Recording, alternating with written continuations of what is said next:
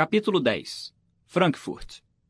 Contei essa história no meu segundo livro, Ousadia, Como Conquistar o Mundo Ainda Jovem, mas vale a pena colocar aqui porque aquilo foi o grande divisor de águas naquela busca incessante por emprego. Lembra que o negão poliglota deixou o cartão dele comigo depois daquela entrevista relâmpago lá no City? Bom, como sempre, eu fiquei enrolando, procrastinando e empurrando a missão do e-mail de follow-up com a barriga. Algumas semanas depois, inventei de ir para Barcelona para reencontrar os amigos do intercâmbio, matar um pouco de saudades daquela vida mansa da Espanha e tentar comer alguém.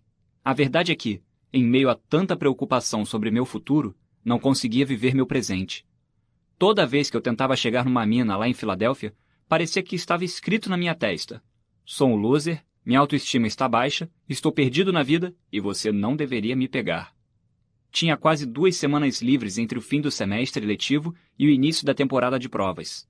Recebi um e-mail com uma mega promoção de voos para a Europa e resolvi gastar o dinheiro que havia guardado num voo Filadélfia-Barcelona. A ideia era a seguinte: se eu me dei muito bem com a mulherada naquele semestre de intercâmbio e estou passando necessidade, é para Barcelona que eu vou. Só que meu voo de Filadélfia para Barcelona tinha uma conexão em Frankfurt, o maior hub de aviação da Europa e casa da gigante alemã Lufthansa. Quando cheguei a Frankfurt, descobri que todos os voos daquela manhã haviam sido cancelados por causa de uma nevasca braba que havia caído lá na madrugada anterior.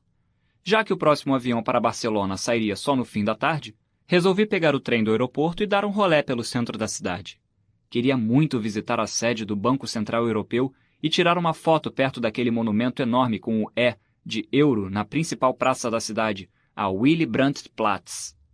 Dei meu rolê pelo centro de Frankfurt e parei num Starbucks para acessar a internet, mandar aqueles e-mails de follow-up para todos os caras picas de Wall Street que tinha conhecido naquela excursão que fiz em Nova York. O planejado era sempre esse, mas eu acabei perdendo tempo no Facebook como sempre. Vou até aproveitar a levada para fazer um jabá do meu outro livro, Hackeando Tudo, que fala exatamente sobre superar essa dependência de redes sociais e mudar hábitos. Deu a hora do almoço e eu voltei para o aeroporto. Estava tão distraído escutando meus audiobooks que acabei entrando no terminal errado. Só fui perceber o meu erro bem depois que tinha passado pelo checkpoint de segurança do aeroporto.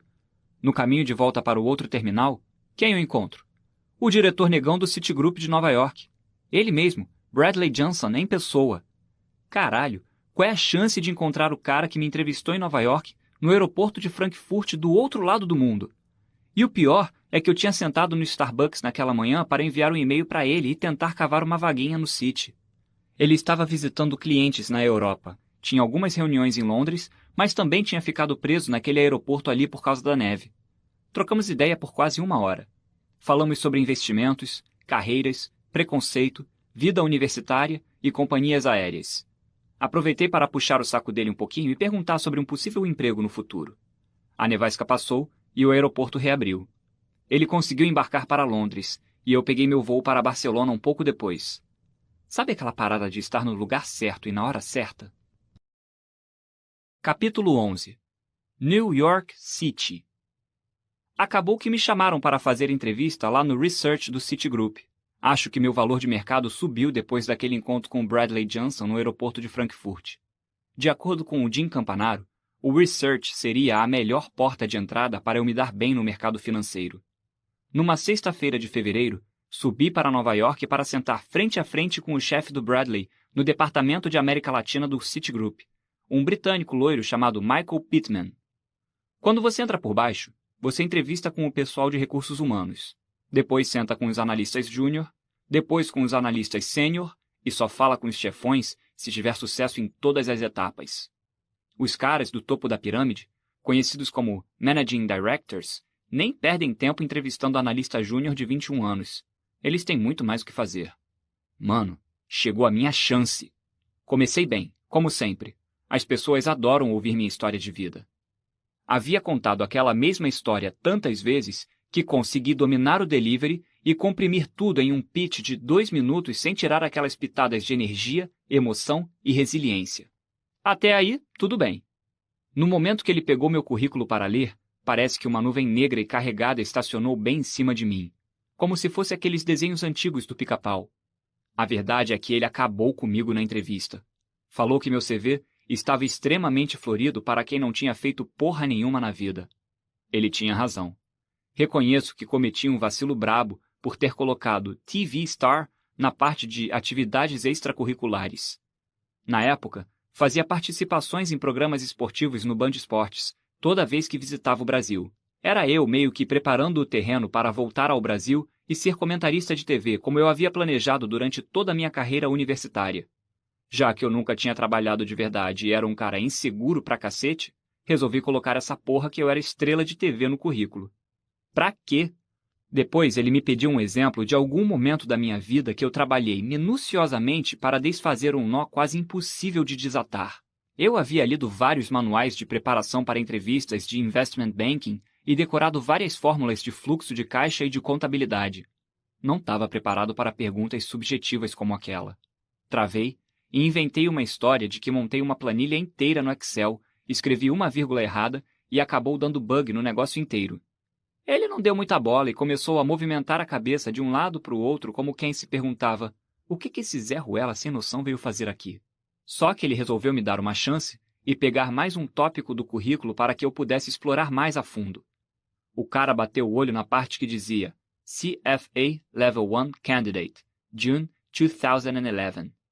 Do nada, a nuvem cinzenta se transformou num sol de primavera sorridente, que nem aquele do Teletubbies.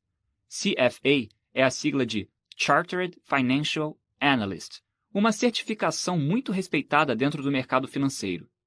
Para eu virar Ryan Santos, CFA, tinha que enfrentar um árduo processo de estudo independente e passar 3 provas altamente difíceis. As provas acontecem uma vez por ano e as pessoas levam, em média, de 3 a 5 anos para passar nos 3 níveis do CFA. No meu tempo livre, estudava economia, finanças corporativas, contabilidade, renda fixa, renda variável, derivativos, estatística e também o código de ética do CFA. Tudo isso para entrar no mercado de trabalho já com o nível 1 debaixo do braço. O Michael me parabenizou. Ele disse que tinha empregados com 20 anos de profissão que nunca haviam movido os pauzinhos para encarar um desafio daquele. Só para fazer uma etapa do CFA, o cara tem que desembolsar por volta de $1.200. O cara ficou impressionado com o fato de eu ter investido aquela grana no meu futuro com tão pouca idade. O jogo tinha virado. Reparei que ele tinha um sotaque londrino muito forte e comecei a levar a conversa para o lado pessoal. Perguntei de que parte de Londres ele era. Tá ligado que o povo inglês é obcecado por futebol, né? Me arrisco a dizer que essa paixão é muito mais forte lá na Inglaterra do que aqui no Brasil. Conhecendo o bairro que o cara cresceu dentro de Londres, dá para matar o time do coração dele. Ele respondeu que havia crescido no norte da cidade. Bum! Eu tinha uma probabilidade de 50% de estar certo. Ou o cara torcia pelo Arsenal ou pelo Tottenham Hotspur. Adivinhei Tottenham e acertei na mosca. Que beleza! Lembra que eu falei ali em cima que eu vivia na aba de jogadores de futebol na época que morei na Europa? Tinha 2 conhecidos que moravam em Londres e eram jogadores do Tottenham. Giovanni dos Santos e Sandro. Na verdade, eles 2 eram muito amigos do meu melhor amigo Eric. E já que brasileiro na Europa é tudo unido, acabou saindo uma amizade dali. Lembra que eu falei que eu fazia questão de ter uma pasta no meu celular com todas as fotos com jogadores de futebol que eu tinha, por se alguém duvidasse? Bum! Mostrei minha foto com o Messi, com o Giovanni dos Santos e também com o Sandro. Essa do Sandro foi a melhor de todas, porque eu estava vestido com a camisa branca e azul do time do coração do Michael Pittman. No fim da entrevista, o cara ficou realmente impressionado que eu tinha construído um relacionamento com todos esses jogadores de futebol. Mercado financeiro é um business de relacionamento, né? Pô, esse moleque mal completou 21 anos e já tem um network poderoso tanto em Nova York quanto na Europa? Ponto pra ele. O juiz apitou o fim do jogo. Ao sair do escritório, lembrei da final da Copa Mercosul de 1999 entre Vasco e Palmeiras. O Palmeiras começou ganhando de 3-0, fora o baile. Só que o Vasco do baixinho Romário acordou no segundo tempo, empatou o jogo e aos 46 do segundo tempo conseguiu matar o porco e levar o caneco para casa. Resultado final: Vasco 4, 3 Palmeiras. Minha entrevista no City foi mais ou menos assim. Nos primeiros 15 minutos, eu só pensava na minha mãe. Estava sendo muito desmoralizado e queria fugir daquele lugar macabro. Depois do assunto do CFA, eu tirei o coelho da cartola e saí de lá campeão. Acabou que eu não passei na tal prova do CFA, mas a oferta de trabalho era só uma questão de tempo. À noite, fomos comemorar o sucesso da entrevista num restaurante asiático caríssimo no Madison Square Park, chamado The Hurricane Club.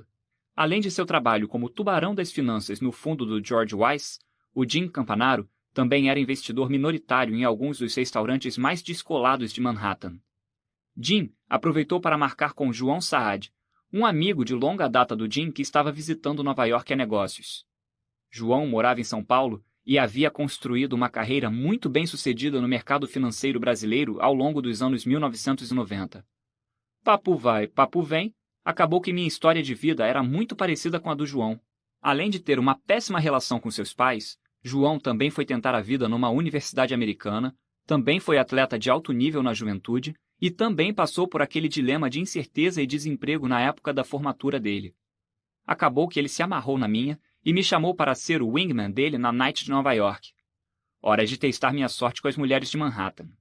O Jim era pai de família, ficou para trás e decidiu voltar cedo para casa. Eu e o Saad partimos para uma noitada chamada Gold Bar, perto do Sorro.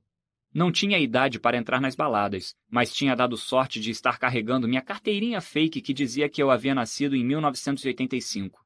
Não dava caô nenhum porque a grande maioria dos seguranças nunca tinha visto uma carteira de identidade brasileira que nem a minha.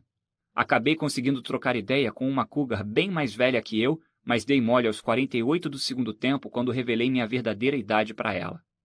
Hora de subir para Penn Station e pegar o trem de volta para Filadélfia. Mas o Saad não deixou. Ele recomendou que eu dormisse em Nova York. Disse que ia almoçar com um cara muito foda no sábado e achava que seria uma boa conhecer o tal cara. Topei. Ele botou $300 na minha mão e falou para eu pegar um quarto no hotel Doubletree Metropolitan, na Lexington com a 51st. No dia seguinte, fomos almoçar na famosíssima steakhouse Smith & Wollensky, ali mesmo em Midtown East.